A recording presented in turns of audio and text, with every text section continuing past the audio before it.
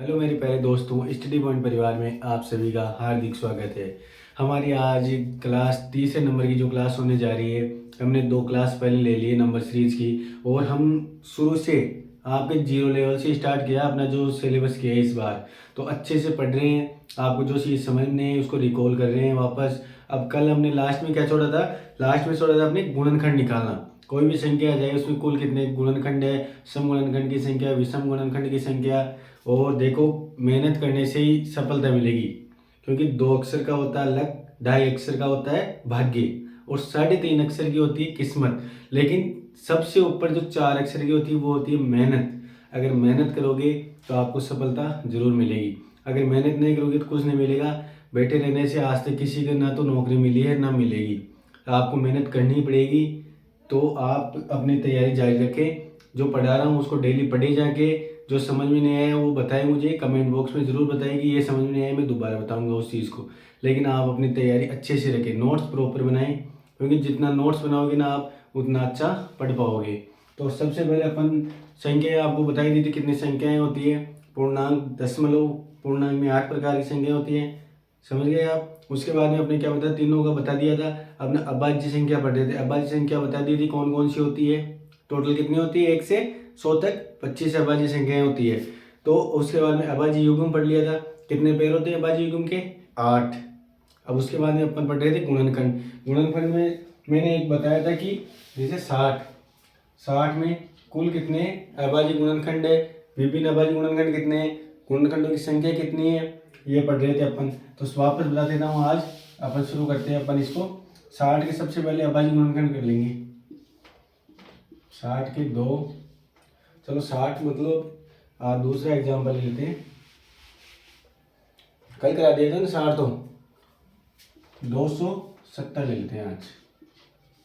270 सबसे पहले 270 के विभिन्न अभाज्य गुणनखंड करेंगे अपन। 2 बार 135, फिर इसमें कितना जाएगा? 3 का, 2 का जाएगा नहीं, 3 चौके 12, बचे 1 5, फिर 3 का 15 बार, फिर 3 का 5 बार, और ये फिर 5 का 1 बार। यानी कि 2 की पावर 1 इंटू 3 की पावर 3 इंटू 5 की पावर 1। ये हो गया अभाज्य गुणनखंड के लिए 2 की पावर 1 3 की। अब इसमें देखते हैं अपन विभिन्न अभाज्य गुणनखंड। सबसे पहले क्या था अपना? विभिन्न अभाज्य गुणनखंड। विभिन्न अभाज्य गुणनखंड, विभिन्न अभाज्य गुणनखंड कितने होते हैं? देखो, 1 2, ये अभाज्य गुणनखंड 1 3 और 1 5, यानी कि टोटल 3 अभाज्य गुणनखंड हो गए। कौन कौन से?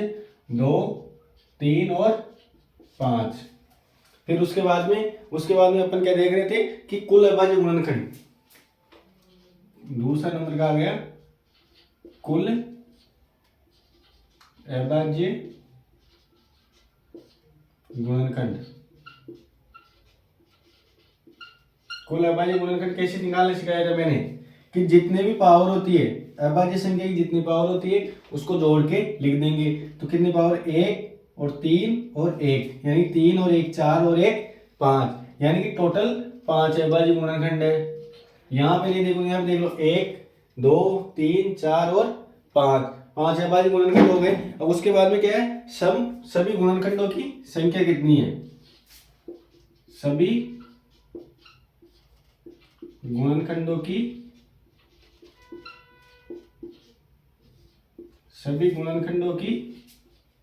संख्या। सभी गुणनखंडों की संख्या में क्या बताया था? सभी गुणनखंडों की संख्या क्या होती है कि जो घात होती है उसमें अपन एक, जो घात होती है एक जोड़ के तीनों को गुणा कर देंगे। तो यहाँ पे 2 की घात कितनी है? 1, इसमें प्लस 1, फिर उसके बाद 3 में फिर प्लस 1, और 5 की पावर 1, यानी कि 1 प्लस 1। ये हो गई 1 और 1 2 इंटू 3 और 1 4, और 1 और 1 2 वापस, तो 4 दूनी 8 8 दूनी 16। तो सभी गुणनखंडों की कितनी संख्या कितनी हो गई? 16। उसके बाद अपने क्या लिख रहे कि सभी गुणनखंडों का योग। सभी गुणनखंडों का योग, सभी गुणनखंडों का योग। सभी गुणनखंडों का योग निकालने के लिए क्या बताया था मैंने, सभी गुणनखंडों का योग बताने कि जो ये 2 की पावर 1, 3 की पावर 3 और 5 की पावर 1, ये जहां तक पावर है ये से 2 की पावर 1 तक है, तो इसको अपन 0 से स्टार्ट करेंगे। यहाँ पे 3 की पावर 3 है तो 3 की पावर 0 से स्टार्ट करके 3 की पावर 3 तक उसको लेके जाएंगे। यहाँ पे 5 की पावर 1 है तो 5 की पावर 0 से स्टार्ट करेंगे और 5 की पावर 1 तक लेके जाएंगे। तो देखते हैं अपन 2 की पावर 0 प्लस 2 की पावर 1, फिर आगे 3 की पावर 0 प्लस 3 की पावर 1 प्लस 3 की पावर 2 प्लस 3 की पावर 3, इधर 5 की पावर 0 और 5 की पावर 1, ये 2 की पावर 0 1 और 2 की पावर 1 2, यानी कि हो गया 3 इंटू 3 की पावर 0 कितना हो गया 1 प्लस 3 की पावर 1 3 प्लस 3 का स्क्वायर 9 प्लस 3 का क्यूब 27। तो ये कितना हो गया 27 और 3 30, 30 और 9 39 और 1 40, फिर इंटू 5 की पावर 0 1 इंटू 5 की प्लस 5 की पावर 1 5, तो ये हो गया 6। तो ये कितना हो गया टोटल गुणा किया तो 4 3 12 यानी 120 इंटू 6, ये हो गया टोटल 720, यानी कि सभी गुणनखंडों का योग हो गया 720। ये 4 देख लिए। अब उसके बाद में क्या था कि सम गुणनखंडों की संख्या, 5वां था अपना सम गुणनखंडों की संख्या।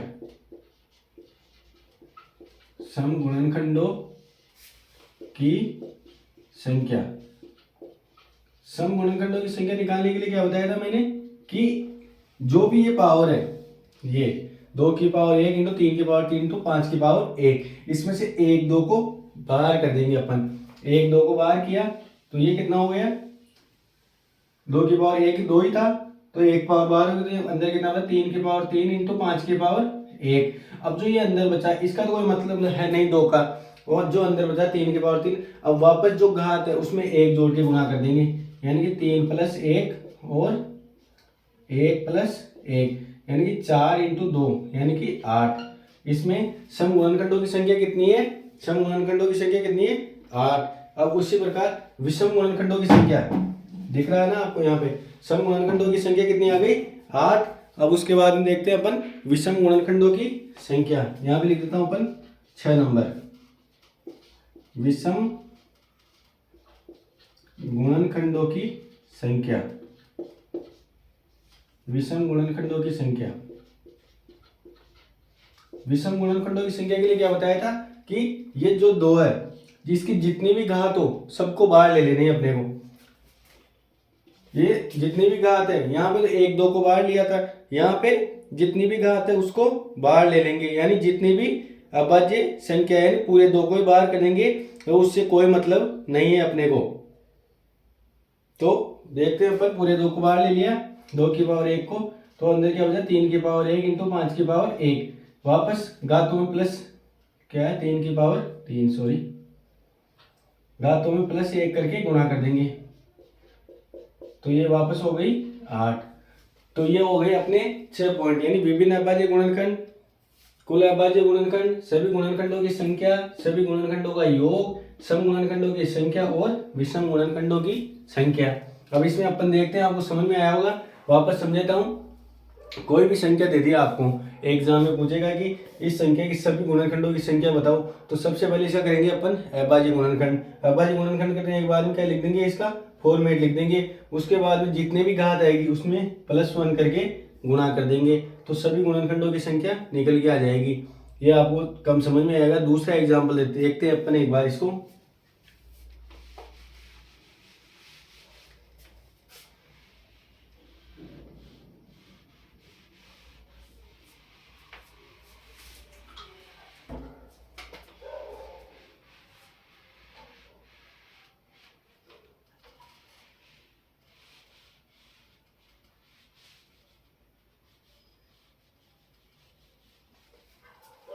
वापस एग्जाम्पल देखते हैं अपन, एक और देख लेते हैं जिससे आपको और अच्छे से समझ में आ जाएगा।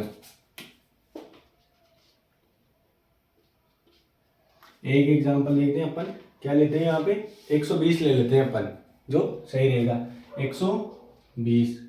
अब सबसे पहले इसके अभाज्य गुणनखंड करेंगे अपन 120 के। 2 60, 2 30, 2 15, फिर 3 5 5 और 1, यानी कि ये हो गया अपने पास 2 की पावर 3 इंटू 3 की पावर 1 और 5 की पावर 1। तो सबसे पहले तो क्या पूछा है कि विभिन्न अभाज्य गुणनखंड। विभिन्न अभाज्य गुणनखंड के लिए अभी मैंने क्या बताया था कि जितने अभाज्य गुणनखंड यानी जितनी संख्याएं, यानी 2 3 और 5, यानी 5 अभाज्य संख्या आ रही, मतलब 3 अभाज्य संख्या आ रही, 2 3 और 5, तो यही विभिन्न अभाज्य गुणनखंड होगी। यानी कि 3 अभाज्य गुणनखंड होगी, 2 3 और 5। उसके बाद में क्या है, कुल अभाज्य गुणनखंड। कुल अभाज्य गुणनखंड निकालने क्या करेंगे, घात में मतलब सभी इनकी जो जितनी घातें हैं उनको अपन जोड़ देंगे। घात कितनी, 2 की पावर 3, 3 की पावर 1 और 5 की पावर 1, तो घात कितनी 3, एक 4 और एक 5, यानी कुल अभाज्य गुणनखंड कितने हैं 5। इधर देख लो 5, 1 2 3 4 और 5। उसके बाद में अपन देखते हैं सभी गुणनखंडों की संख्या। सभी गुणनखंडों की संख्या, सभी गुणनखंडों की संख्या में क्या करेंगे कि सभी घातों को, घात जितने भी घात है उसमें 1 जोड़ के अपन गुणा कर देंगे। तो जोड़ो 3 + 1, 1 + 1 और 1 + 1, यानी कि 3 और 1 4 इंटू 2 इंटू 2, 4 दूनी 8, 8 दूनी 16। तो सभी गुणनखंडों की संख्या कितनी हो गई 16। उसके बाद में देखते हैं अपन सभी गुणनखंडों का योग। सभी गुणनखंडों का योग जो करने के लिए मैंने क्या बताया था अभी इससे जस्ट पहले कि सभी गुणनखंडों का योग करने के लिए जितनी पावर है, जैसे 2 की पावर 3 तक आ रखी है तो इसको 2 की पावर 0 से स्टार्ट करके 2 की पावर 3 तक लेके जाएंगे। फिर 3 की पावर 1 तक है तो इसको भी 3 की पावर 0 से 3 की पावर 1 तक लेके जाएंगे। 5 की पावर 0 से 5 की पावर 1 तक लेके जाएंगे। तो लिख देते हैं अपन यहाँ पे 2 की पावर 0 प्लस 2 की पावर 1 प्लस 2 की पावर 2 प्लस 2 की पावर 3 तक है। इधर 3 की पावर 0 प्लस 3 की पावर 1, 5 की पावर 0 और 5 की पावर 1। अब 2 की पावर 0 कितना होता है, 2 की पावर 0 होता है 1। इधर सोल्व कर देता हूं मैं। 2 की पावर 0 1 प्लस 2 की पावर 1 2 प्लस 2 की पावर 2, यानी 2 का स्क्वायर 4 और 2 का क्यूब 8, 8 और 4 12, 12 और 2 16 और 1 17 इंटू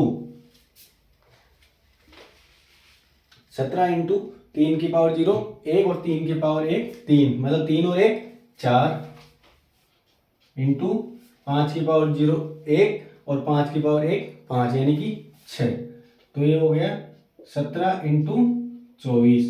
ये कितना हो गया 24 इंटू 17।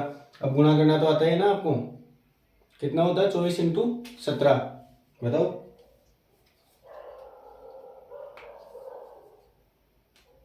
चौबीस इंटू 17 कितना होता है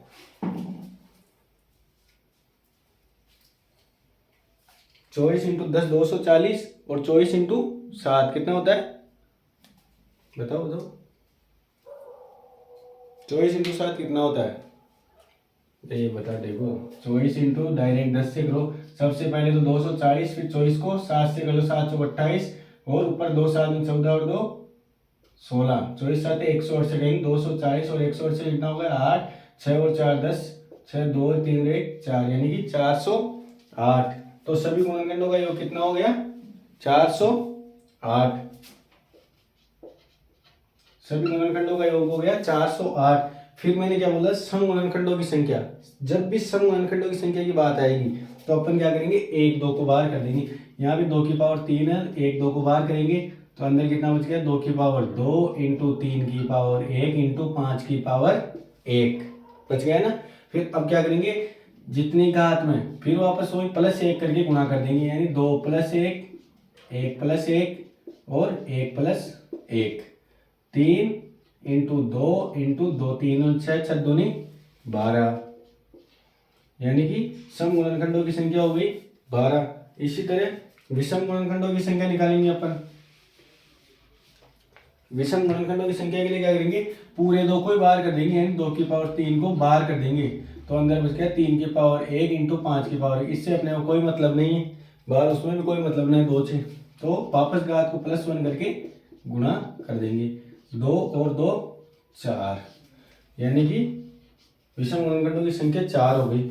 इसको सही है या नहीं अपना ये चेक करने के लिए देख लो। सम गुणनखंडों की संख्या विषम 12 और 4 16, और अपने पास सभी गुणनखंडों की संख्या कितनी आई थी 16, यानी कि अपना क्वेश्चन सही है, अपना आंसर भी सही है और अपना जो निकल गया है वो भी सही है। सम गुणनखंडों की संख्या 12 आएगी, विषम गुणनखंड 4, टोटल हो गई 16। अब आप इसको अच्छे से नोट डाउन कर लो जिससे आपको अच्छे से समझ में आ जाए। एक बार देख लो, जो समझ में नहीं आया वो भी, दोनों चीज आराम से देखो जिससे अच्छे से समझ में आए, और नोट्स अच्छे से बनाओ आप। सबसे मेन बात तो ये है नोट्स की, क्योंकि नोट्स आपके पास प्रॉपर होंगे तभी आपको अच्छे से समझ में आएगा।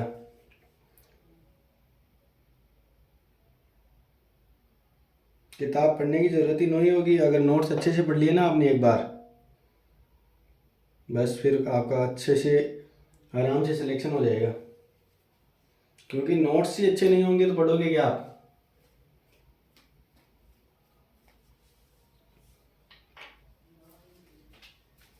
कोई भी संख्या ले लेना आप एग्जाम में, देखना ऐसा क्वेश्चन आता ही आता है।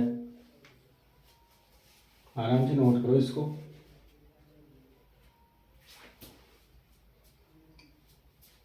अच्छे से क्लासेस होगी अपनी, जिससे आपको भी समझ में आए। अभी और क्वेश्चन कराएंगे इसके।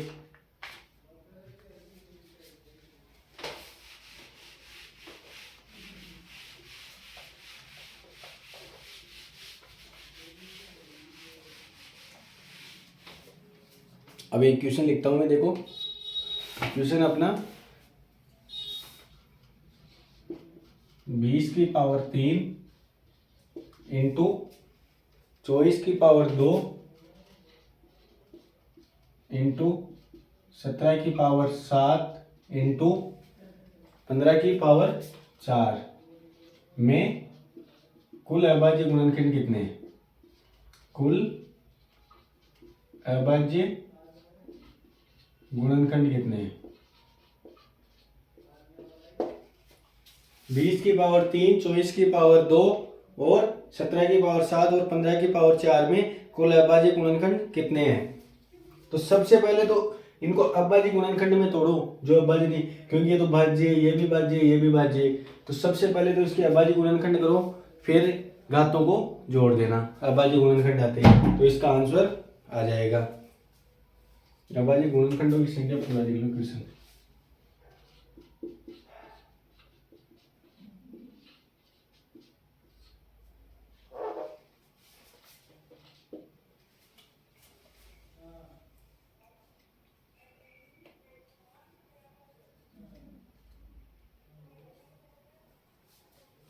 चलो मैं बताता हूँ। देखो अभाज्य गुणनखंडों की संख्या निकालने के लिए सबसे पहले 20 को तोड़ो।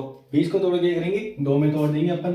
2 इंटू 2 इंटू 2, 4 दूनी 8, 8 दूनी 16, मतलब ये 20 में ऐसे नहीं तो 2 दूनी 4 इंटू आगे जा रहा नहीं है तो 5, 5 दूनी 10, 10 दूनी 20, यानी कि इनकी पावर हो गई 3 इंटू। अब 24 को कैसे तोड़ेंगे अपन सबकी।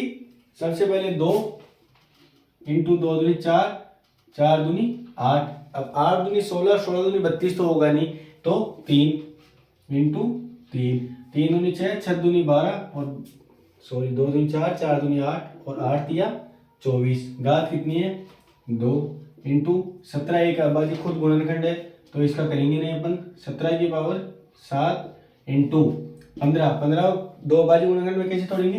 3 इंटू 5 की पावर 4। ये अभाज्य गुणनखंड में टूट गई। अब इनको अकेले लिखना चाहो तो एक बार अकेले लिख लो। 2 की पावर 3 इंटू 2 की पावर 3 इंटू 5 की पावर 3 इंटू 2 की पावर 2 इंटू 2 की पावर 2 इंटू 2 की पावर 2 इंटू 3 की पावर 2 इंटू 17 की पावर 7 इंटू 3 की पावर 4 इंटू 5 की पावर 4। अब ये सब अभाज्य गुणनखंड देख लो आप, एक भी भाज्य नहीं है। तो अपने क्या बचे कुल अभाज्य गुणनखंडों की संख्या, यानी कि घातों को अपन जोड़ देंगे इनकी घातों को। तो 3 + 3 + 3 + 2 + 2 +2 +2 प्लस का 7 प्लस का 4 प्लस का 4, सही है ना। 1 2 3 4, 4 4 4 3 3 3, ये कितना हो गया टोटल? 3 6 9, 9 और 2 11, 11 और 2 13, 13 और 2 15 और 2 17, 17 और 7, 17 और 7 कितने होते हैं? 24, 24 और 4 28, 4 32, यानी कि इसमें कुल अविभाज्य गुणनखंडों की संख्या कितनी है? 32 इस क्वेश्चन में। अब डायरेक्ट इतना नहीं लिखना चाहो, देख लो 3 है, 3 की पावर 3 डायरेक्ट 9। शॉर्ट ट्रिक देखो, अब देखो 3 अविभाज्य गुण संख्या है, इसकी पावर 3 डायरेक्ट 3 तरीका 9 प्लस यहाँ पे कितनी 4, 4 दूनी 8 प्लस 7 प्लस 2 संख्या है तो घात 4 है तो 8, 8 और 8 16, 16 और 7 23, 23 और 9 कितना हो गया? 32। डायरेक्ट ऐसे भी कर सकते हो, इतना लेंथी नहीं जाके। एग्जाम में आपको ऐसे ही करना है, ये करने बैठे को तो 5 मिनट तो एक क्वेश्चन निकल जाएगा आपका। नोट डाउन कर लो इसको।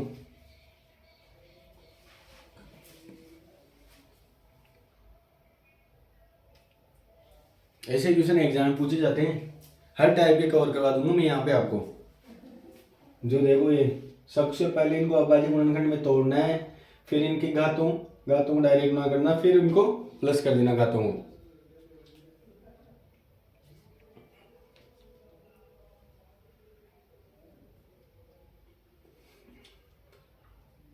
इसको नोट डाउन करो, फिर अगला क्वेश्चन करते हैं अपन।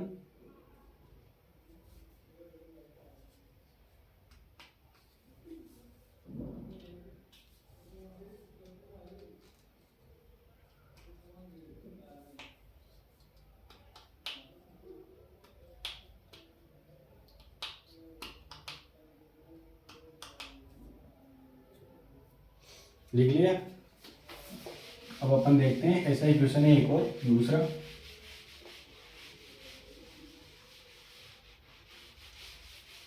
वो क्वेश्चन है अपना कि 60 की पावर 15 इंटू 1.5 की पावर 8 इंटू 3.5 की पावर 5, इसमें कुल अविभाज्य गुणनखंडों की संख्या बताओ। आप सोल्व करके बताओ। सेम है पिछले वाला और ये क्वेश्चन। 60 की पावर 15 इंटू 1.5 की पावर 8 इंटू 3.5 की पावर 5, ये बताओ आप करके।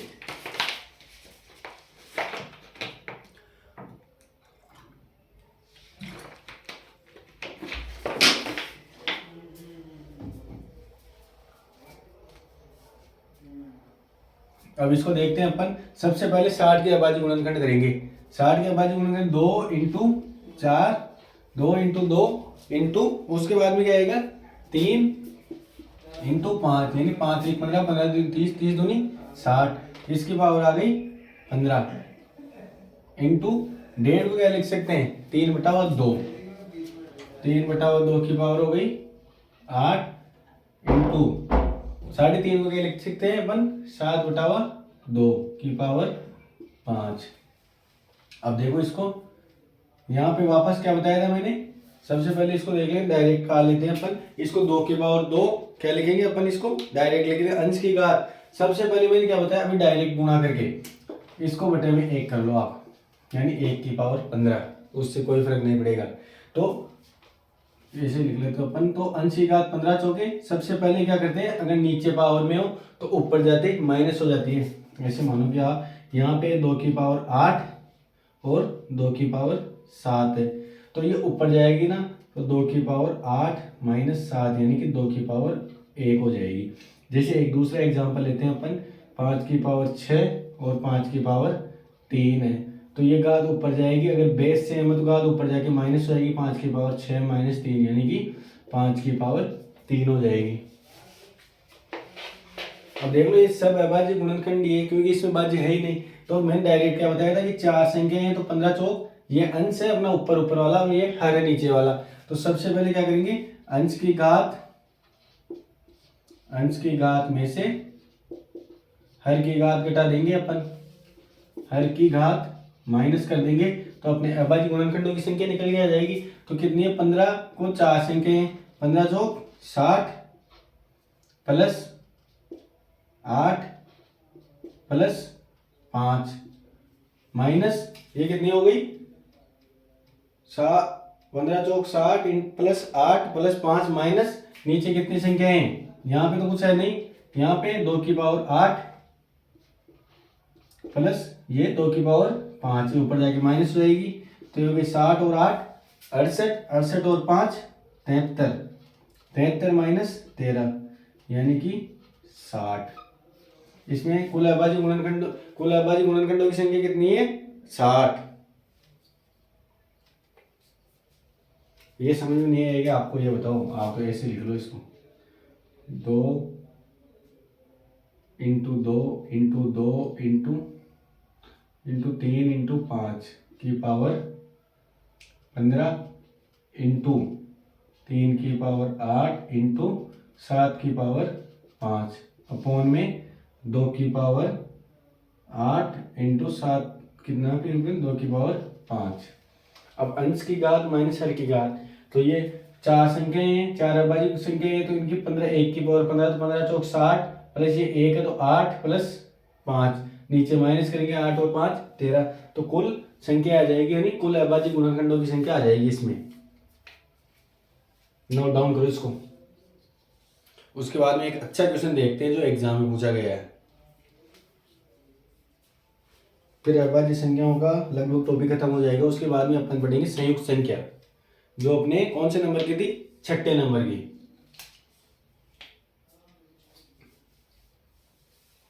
इसको करो अच्छे से, एक एग्जाम में पूछे हुए क्वेश्चन है।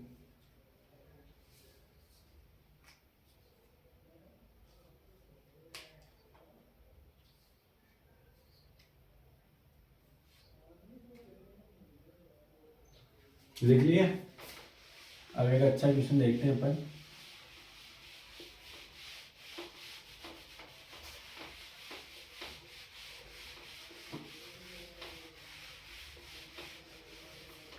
क्वेश्चन देखते हैं कि सभी अभाज्य संख्याओं का योग, सभी अभाज्य संख्याओं का योग अक्स है। सभी अभाज्य संख्याओं का योग अक्स है। सभी अभाज्य संख्याओं का योग अक्स है, वह विषम अभाज्य संख्याओं का योग y है। वह विषम, यहाँ पे लिखो सभी सम अभाज्य संख्याओं का योग अक्स है, और सभी विषम अभाज्य संख्याओं का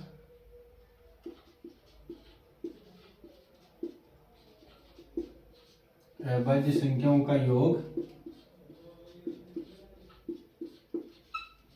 y है। सभी सम अभाज्य संख्याओं का योग x है, वह सभी विषम अभाज्य संख्याओं का योग y है, तो x माइनस y का मान क्या होगा,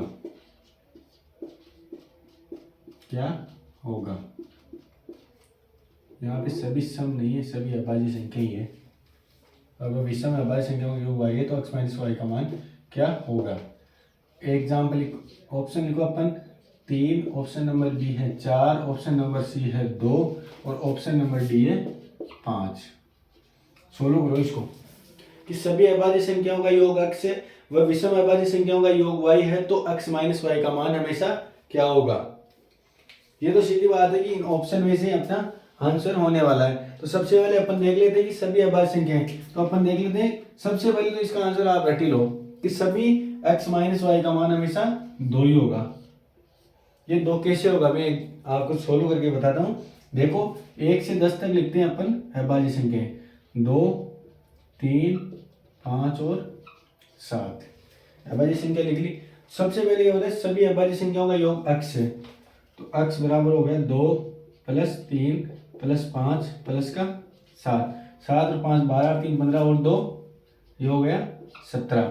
अब लिखते हैं अपन y, यानी कि विषम अभाज्य संख्याओं का योग। विषम अभाज्य संख्याएं कौन सी, 3 5 और 7, 3 5 और 7, 7 और 5 12 और 3 15।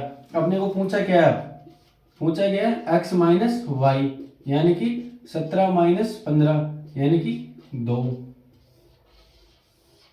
आ गया ना आंसर। 1 से 10 तक लेके देखो आप, 1 से 50 तक लेके देखो, जोड़ के देखो, लेकिन आंसर हमेशा 2 ही आएगा।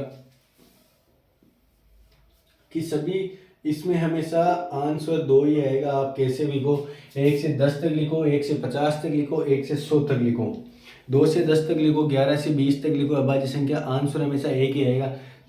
तो इसका ये क्वेश्चन आया हुआ है, आप इसकी थ्योरी पे जाओ और इसको अच्छे से पढ़ो, अच्छे से लिखना, जिससे आपका एग्जाम में ये गलत नहीं होगा।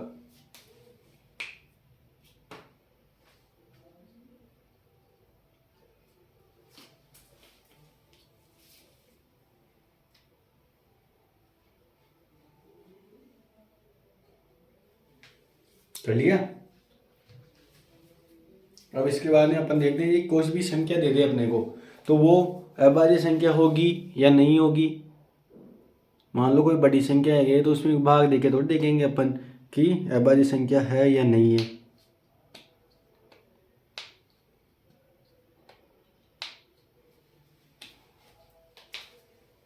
देख लिया इसको। अब देखते हैं अपन, कोई भी संख्या दे दी अपने को कि वो अभाज्य संख्या है या नहीं है।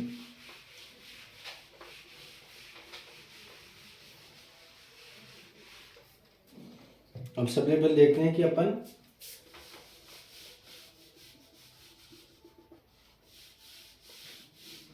मान लो ऐसे पूछ लिया आपको कि 60 एक अभाज्य संख्या है या नहीं है, तो ये तो छोटी संख्या आपको डायरेक्ट पता होगी। चलो देख लेते हैं अपन की, एक मान लें 221। 221 बताओ अभाज्य संख्या है या भाज्य संख्या है। अब इसका पता कैसे लगाएंगे अपन, 221 भाज्य संख्या है या अभाज्य संख्या है। तो इसका पता लगाने के लिए सबसे पहले क्या करेंगे, इसके जस्ट बराबर या इससे जस्ट बड़ा स्क्वायर देखेंगे अपन। इससे जस्ट बड़ा स्क्वायर, तो इससे जस्ट बड़ा स्क्वायर कितना होता है, 221 आगे 225, ये कितने का स्क्वायर होता है, 15 का स्क्वायर। इससे जो भी संख्या दे रखी, अगर आपको जैसे मानो 600 दे रखा है, तो इससे जस्ट बड़ी कौन सी होगी, 625। कोई भी संख्या दे दिया आपको मान लो, तो उससे जस्ट बड़ी यानी 2 4 कितना का भी अंतर है, उससे जस्ट बड़ी अपने को वर्ग संख्या देखनी है, जिसका वर्गमूल होता है, यानी पूर्ण वर्ग संख्या ज्ञात करेंगे। और सबसे पहले फिर उसके बाद देखिए 225 है किस संख्या का वर्ग, यानी कि 15 का वर्ग है। तो ये 15 तक जितनी भी अभाज्य संख्या है वो लिख देंगे अपन, 2 3 5 7 और 11 और 13 लिख दिए। अब इसमें ये देखेंगे कि इसमें किस किस का भाग जा रहा है या नहीं है, मतलब इसमें अगर इन सब का भाग नहीं गया तो ये एक अभाज्य संख्या है, अगर इसमें इनमें से एक का भी भाग चला गया तो ये अभाज्य संख्या नहीं है। सबसे पहले 221 में 2 का भाग चेक करते हैं अपन। 221 में 2 का भाग नहीं जा रहा है, एक नहीं जा रहा है, 3 का 3 7 21 बचा, 1 11 में वापस 3 का नहीं जा रहा है। फिर 5 का देखते, 5 चौका 20 बचे 2, 5 चौका 20 यानी 1 से 60 बच रहा है, इसका भी नहीं जा रहा है। फिर 7 का 7 या 21 बचा 1, 11 में 7 का भाग जाएगा नहीं जाएगा, मतलब इसका भाग नहीं जा रहा। फिर 11 का देखते हैं, 11 तो नहीं 22 नहीं जा रहा। अब उसके बाद में अपन देखते हैं 13 का, 13 एकम 13, फिर बच गए 9, 13 7 91, यानी कि 13 का भाग इसमें पूर्ण जा रहा है पूरा पूरा। तो यानी कि ये एक 221 एक अभाज्य संख्या नहीं है, 221 एक अभाज्य संख्या नहीं है।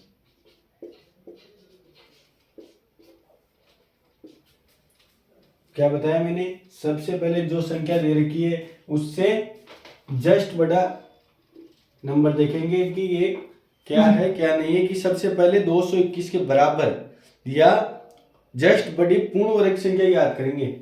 इससे जस्ट बड़ी पूर्ण वर्ग संख्या, फिर वो देखेंगे किसका स्क्वायर है वो जो संख्या है, फिर उससे जितनी भी छोटी संख्या है वो सब लिख देंगे। अगर किसी में भी एक का ही भाग चला गया तो वो पूर्ण अभाज्य संख्या नहीं है, अगर सबका भाग नहीं जाएगा तो वो अभाज्य संख्या होगी।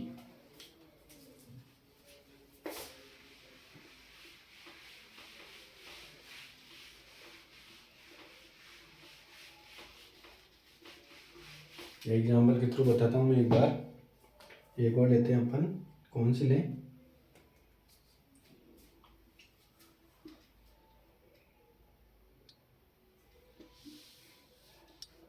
दो सौ इक्कीस। उसके बाद में एक संख्या और ले लेते हैं अपन, कौन सी ले बताओ? आप बताओ।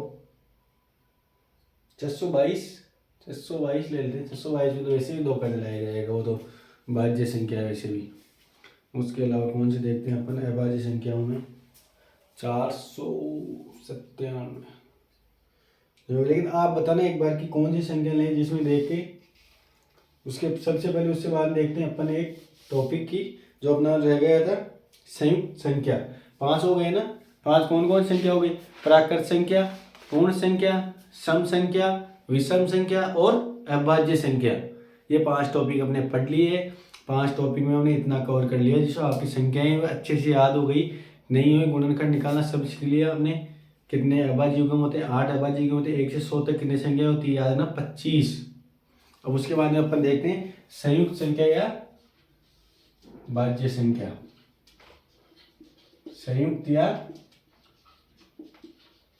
संयुक्त संख्या या भाज्य संख्या। संयुक्त व संख्या भाज्य संख्या क्या होती है कि जो संख्या अभाज्य संख्या नहीं है, यानी कि जो अभाज्य संख्या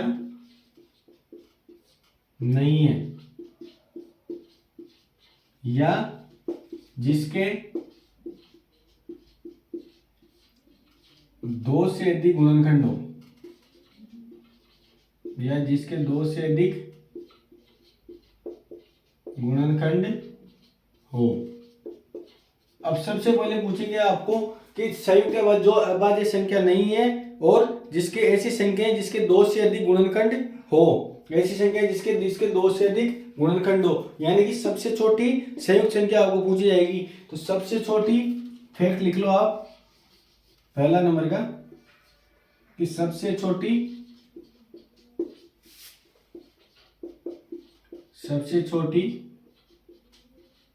संयुक्त या भाज्य संख्या। सबसे छोटे संयुक्त या भाज्य संख्या कौन सी है? 4। सबसे छोटी संयुक्त या भाज्य संख्या कौन सी है? 4। उसमें अपन देखते हैं कि ये देख लिया संयुक्त या भाज्य संख्या कि जो अभाज्य संख्या नहीं है, उसमें टोटल अपने 1 से 100 तक टोटल अभाज्य संख्या कितनी है, यानी संयुक्त या भाज्य संख्या कितनी है। तो ये याद रखना आप कि 74 इसमें 1 से लेकर 100 तक टोटल अभाज्य संख्याएं हैं। तो इसमें देखते हैं अपन, इसमें अब 25 देखो, 25 अभाज्य संख्या है भाज्य संख्या है? ये बताओ आप। 25 एक अभाज्य संख्या है ना, उसके बाद में एक, मतलब 25 तो टोटल हो गई अभाज्य संख्याएं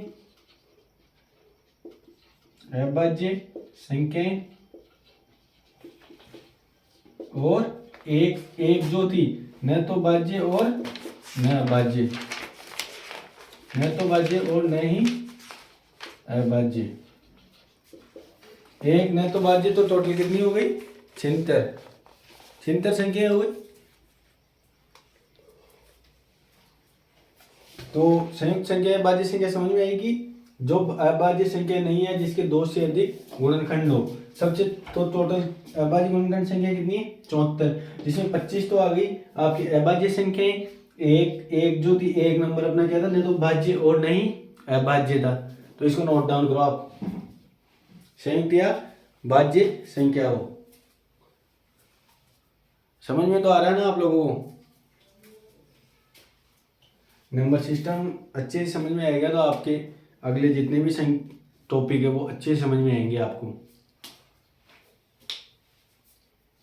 हंसी मजाक की कोई बात नहीं इसमें, वैसे भी लड़के पढ़ने में कमजोर होते हैं। लड़कियां बहुत इंटेलिजेंट होती है, इस चीज़ का ध्यान रखना आप। तो लड़कों अच्छे से पढ़ना, लड़कियों के चक्कर में तो बिल्कुल मत पढ़ना।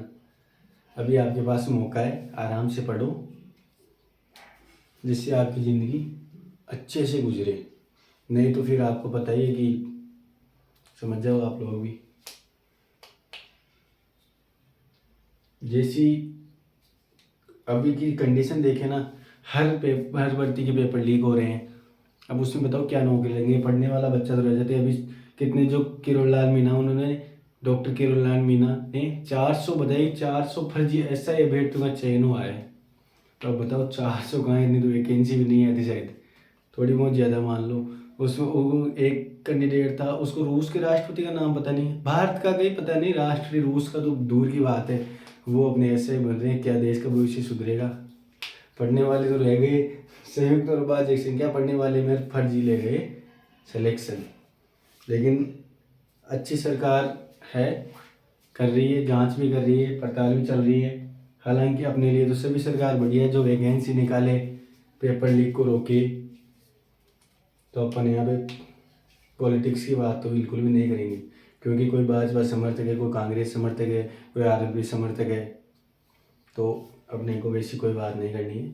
अपने को पढ़ाई से मतलब, हाँ ये नहीं कि स्ट्रेस लेके बैठ जाओ, हाँ माइंड रिलैक्स रखो, पढ़ने के टाइम पढ़ो, घूमने के टाइम घूमो। ये नहीं कि 24 घंटे पढ़ने को लेके बैठे रहो, लेकिन जितना पढ़ो अच्छे से पढ़ो।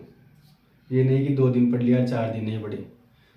डेली पढ़ो, अच्छा पढ़ो, कम पढ़ो और मस्त रहो। फालतू का लोड नहीं लेना है। अब ये मत बोल देना कि सर हम तो लोड लेते ही नहीं है। कर लिया नोट डाउन।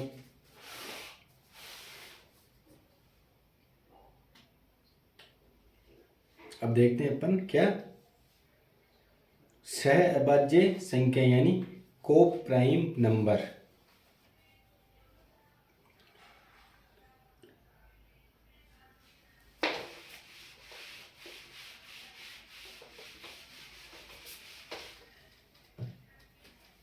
सात नंबर अपनी को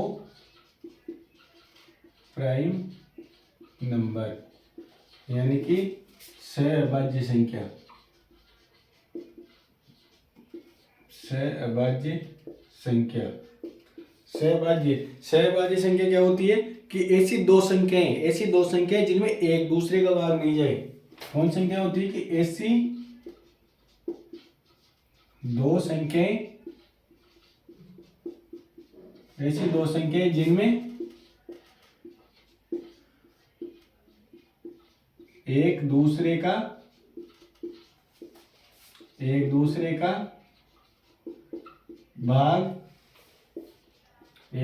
का भाग नहीं जाए तथा एक ही संख्या से, ऐसी दो संख्याएं जिनमें एक दूसरे भाग नहीं जाए तथा वे एक ही संख्या से विभाजित नहीं हो। एक ही संख्या से विभाजित नहीं हो। राइटिंग तो समझ में आ रही है ना आपको? देख लेना यार कि ऐसी दो संख्याएं जिनमें एक दूसरे का भाग नहीं जाए तथा एक ही संख्या से विभाजित नहीं हो, सहअभाज्य संख्या कहलाती है। एग्जाम्पल देख लेते हैं अपन, 5 और 11। और अभाज्य संख्या और कौन सी हो गई? ऐसी दो संख्या। हाँ इसमें ये देखना, अभाज्य सहअभाज्य कोई जरूरत नहीं, इसमें सभी संख्या आ जाएगी। 8 और 11 और 19। देखो एक दूसरे का भाग नहीं जा रहा, ना एक ही संख्या में किसी का भाग जा रहा है। ये होती है सहअभाज्य संख्याएं। अब इसमें एक दो फैक्ट है वो देख लो कि जो दो अभाज्य संख्याएं होती है वो सदैव सहअभाज्य संख्याएं होती है। जैसे आप मान लो कि दो अभाज्य संख्या देखो 3 और 5, ये सदैव सहअभाज्य, क्योंकि एक दूसरे का भाग नहीं जाएगा। इसमें तो वैसे भी स्वयं का और एक का ही भाग जाता है अभाज्य संख्या में। याद तो है ना कुछ जो पिछली अपने लास्ट क्लास में, फर्स्ट क्लास में जो पढ़ा था। और 7 और 11 देखो अभाज्य संख्या हो गई। इधर 43 और 41 कि दो अभाज्य संख्याएं सदैव सहअभाज्य संख्याएं होती है। ये एक फैक्ट के रूप में भी अपने को पूछा जा सकता है, लेकिन आवश्यक नहीं कि सहअभाज्य संख्या होने के लिए दोनों संख्याओं का अभाज्य संख्या होना आवश्यक नहीं है। ये भी देख लो, यहाँ पे अभाज्य संख्या होना आवश्यक नहीं है। 8 भाज्य संख्या है और ये 11 अभाज्य संख्या है। मतलब सहअभाज्य होने के लिए दोनों संख्याओं का अभाज्य होना भी आवश्यक नहीं है। दोनों संख्याएं भाज्य और अभाज्य दोनों हो सकती है। लिख लो आप इसको। और इसमें एक देखो कि इसमें देखो कि आप कि सहअभाज्य संख्याओं का HCF, सहअभाज्य संख्याओं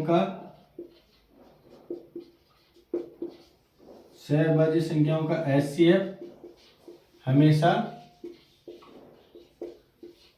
सहअभाज्य संख्याओं का HCF हमेशा 1 होता है तथा LCM उनका गुणनफल होता है। LCM उनका गुणनफल ही होता है। LCM उनका गुणनफल ही होता है।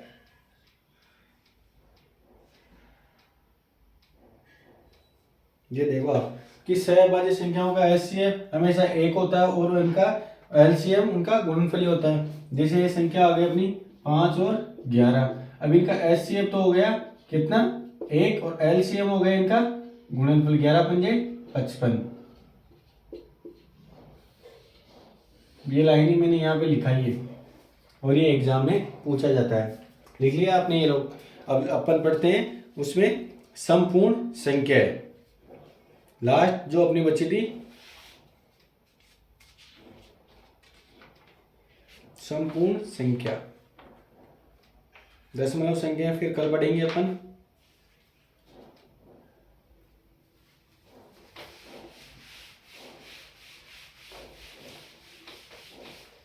संपूर्ण संख्या बहुत बड़ा चैप्टर है लेकिन धीरे धीरे पढ़ रहे हैं अपन, है ना, अच्छे समझ में आएगा आपने को। संपूर्ण संख्या, संपूर्ण संख्या क्या होती है? ऐसी संख्या जिसके सभी गुणनखंडों का योग उस संख्या के बराबर हो। ऐसी संख्या जिसके सभी गुणनखंडों का योग, जिसके सभी गुणनखंडों का योग उस संख्या के, मैं थ्योरी देखो बोर्ड पे लिखा कि आपको लिख रहा हूँ, बोल के नहीं लिख रहा, ये आपको समझ में आ जाए अच्छे से। उस संख्या के बराबर हो संपूर्ण संख्या कहलाती है। संपूर्ण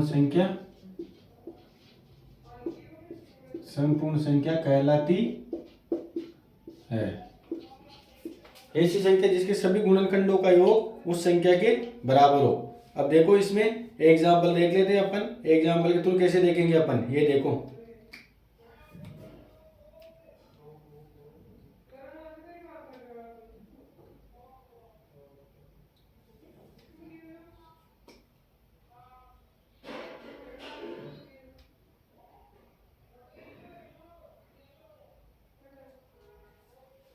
देखो एग्जाम्पल, निम्न में से क्वेश्चन अपना कि निम्न में से कौन सी संपूर्ण संख्या है? निम्न में से कौन सी संपूर्ण संख्या है?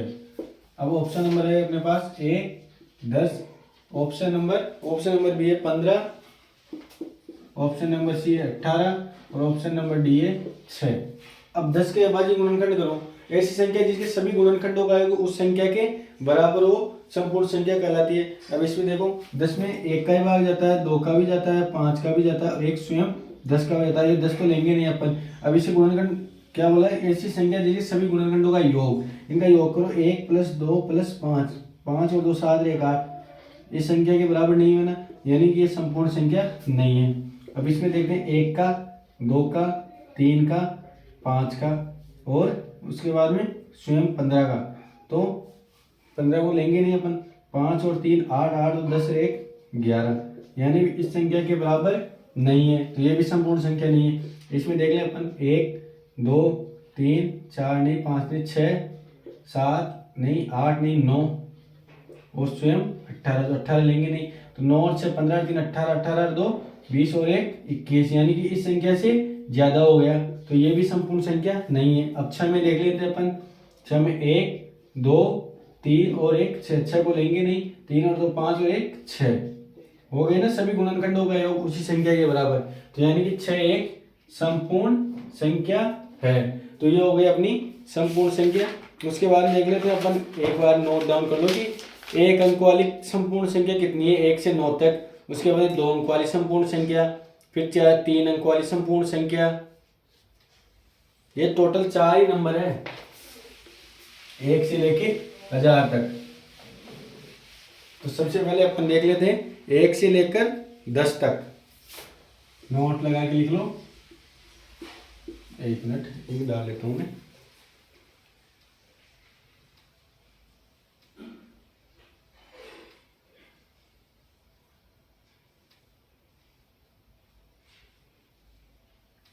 एक से लेकर 10 तक देख लेते हैं। 1 से लेकर 10 तक संपूर्ण संख्या कितनी है? 1 से लेकर 10 तक संपूर्ण संख्या कौन सी है? एक ही संख्या, यानी 1 से लेकर 10 तक। ये ओनली है 6। फिर उसके बाद में लिखते हैं अपन 10 से लेकर 100 तक। ये 9 तक, ये सॉरी 1 से 10 तक नहीं, ज़्यादा शायद डल गई। 1 से लेकर 9 तक, 1 से 100 तक, यानी 10 से 100 तक, सॉरी 10 से 100 तक कितनी है? 10 से 100 तक कौन सी है? 28 है। 10 से 99 तक, 1 माइनस 3 अंक वाली हो गए ना। 10 से 99 तक कौन सी है? 28। ये एक संपूर्ण संख्या है। उसके बाद 10 से 99 तक आ गई। फिर 3 अंक वाली संपूर्ण संख्या, ये 1 अंक वाली, ये 2 अंक वाली और ये 3 अंक वाली। 3 अंक वाली कौन सी है? फिर 100 से लेकर 999 तक। 999 तक कौन सी संख्या हो गई? 496। ये एक संपूर्ण संख्या है। फिर उसके बाद में क्या लेंगे कि 1000 से लेकर 4 अंक वाली 9999 तक। 1000 से लेके 9999 तक ये संपूर्ण संख्या कितनी हो गई? 8128। यानी कि 1 से लेकर 10,000 तक, 1 से लेकर 10,000 तक टोटल 4 संपूर्ण संख्याएं हैं ओनली। ये 1 अंक वाली, ये 2 अंक वाली, ये 3 अंक वाली और ये 4 अंक वाली।